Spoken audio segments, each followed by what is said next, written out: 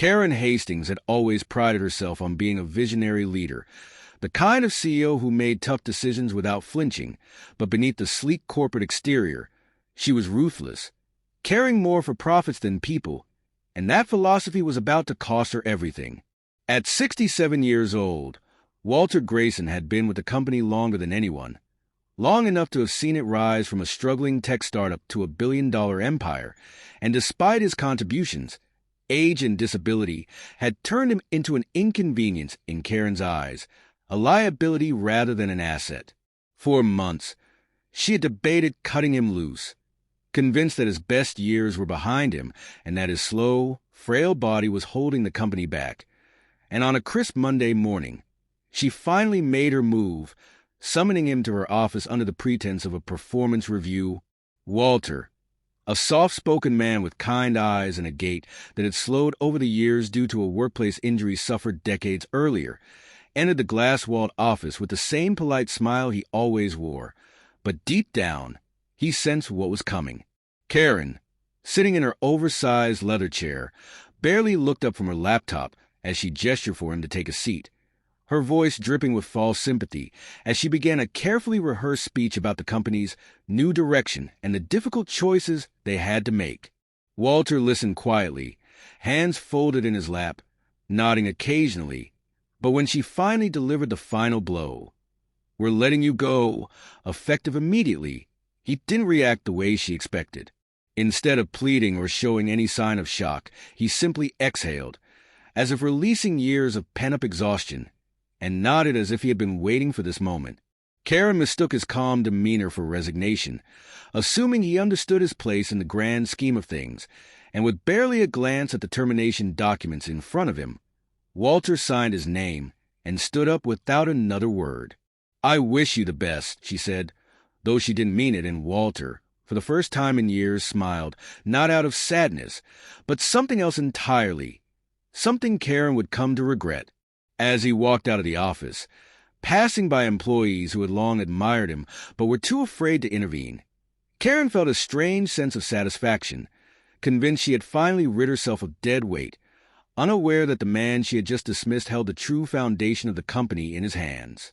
That evening, as Karen celebrated in her penthouse, sipping wine and checking her ever-growing stock portfolio, Walter sat at his modest home, sifting through decades of documents, patents, and legal agreements that Karen had never bothered to review, and with every page he turned, his smile grew wider. She had no idea what she had just done.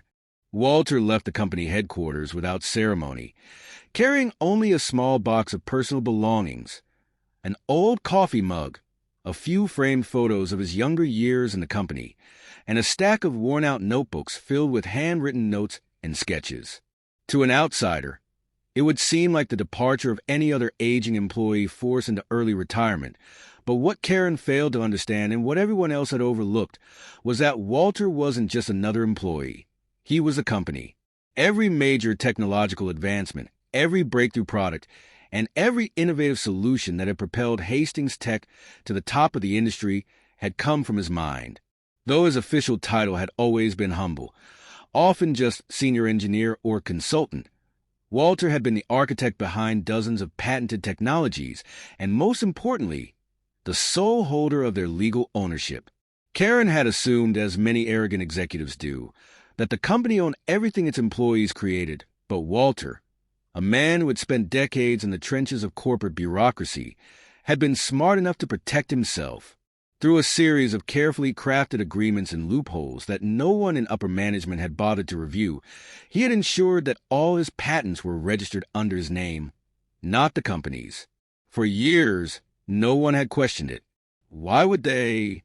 Walter had been a loyal employee, a mentor to many, and above all, a man who had never once given them a reason to doubt his dedication to the company. But now, as he sat in his small, cluttered home office, surrounded by stacks of old patent documents, he realized that his so-called loyalty had been misplaced. He had given everything to Hastings Tech, his time, his health, his energy, and in return, they had discarded him like yesterday's trash. That night, as Karen toasted to what she believed was a strategic business move, Walter made a decision of his own. He would take back what was his. The first cracks in the foundation appeared subtly. A week after Walter's departure, Hastings Tech found itself unable to finalize a deal with one of its biggest partners. The reason? A licensing dispute. The company had assumed it owned the rights to a critical piece of software that powered its most profitable line of products. But when the legal team reviewed the paperwork, they discovered a troubling detail. The patent wasn't owned by Hastings Tech at all. It was owned by Walter.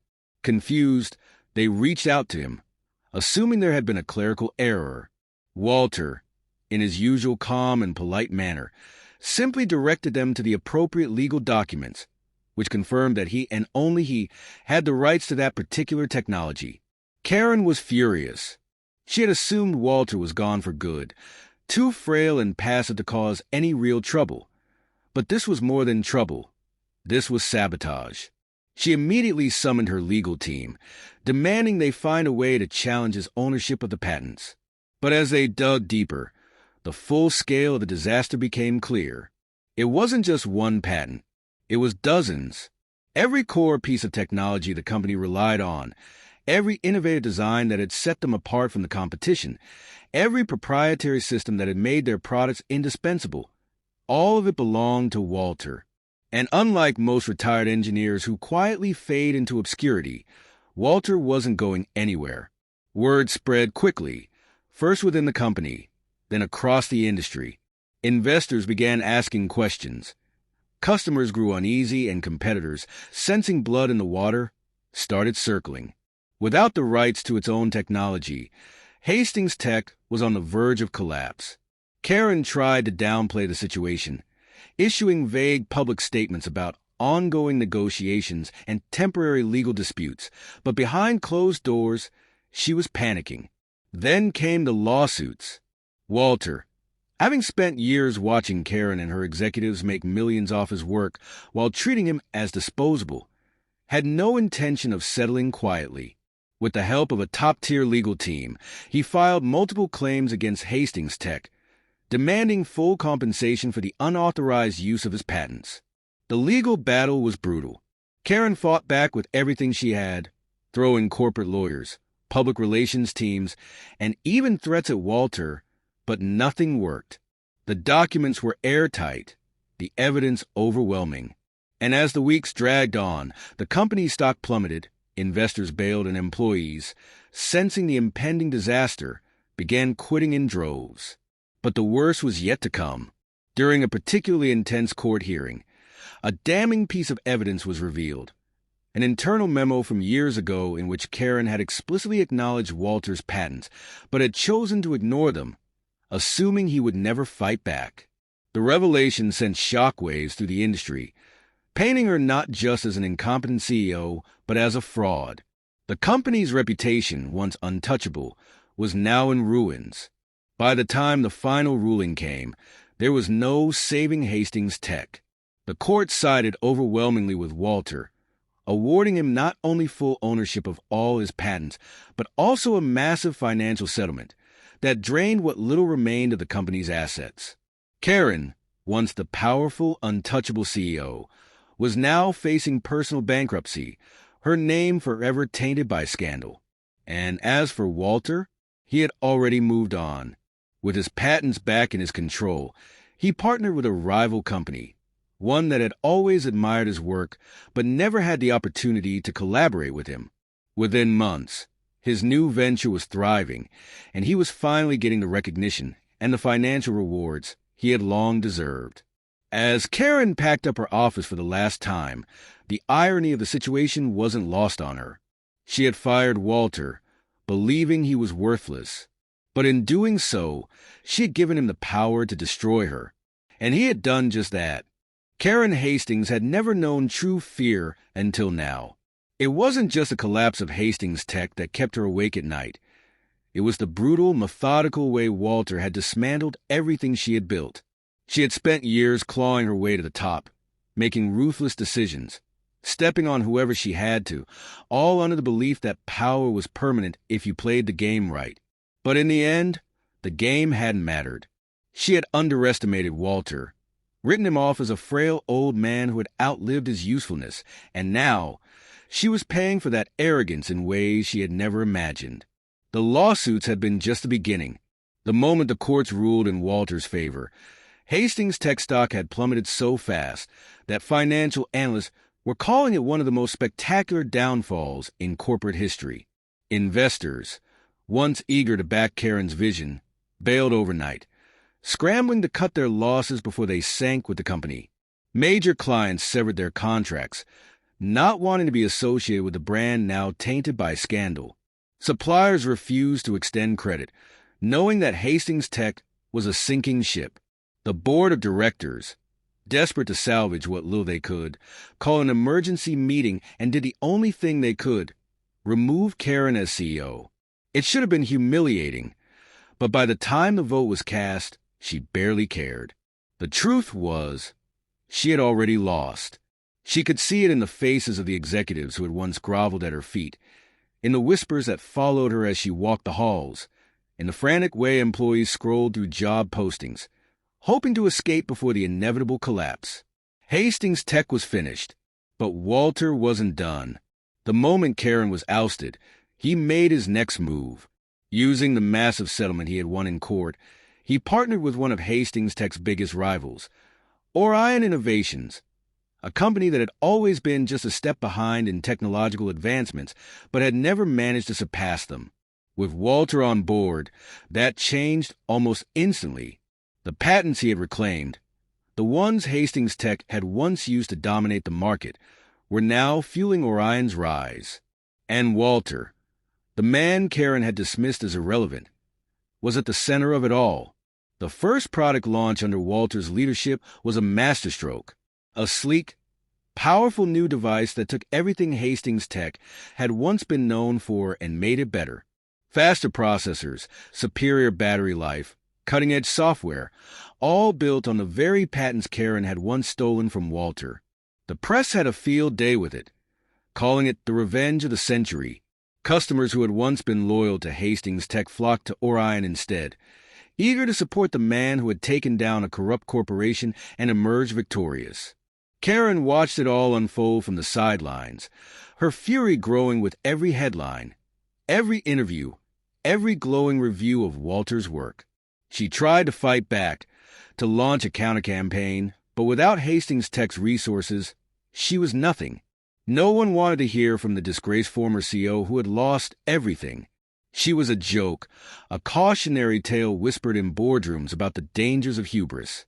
Her personal life wasn't faring any better. The lavish penthouse, the designer clothes, the expensive cars, all of it was slipping away. With Hastings Tech in ruins and her assets frozen due to ongoing legal battles, she was hemorrhaging money. The so-called friends who had once flocked to her for business deals and exclusive parties disappeared the moment she was no longer useful. Even her most loyal allies in the corporate world distanced themselves, not wanting to be associated with her downfall. And then came the final blow.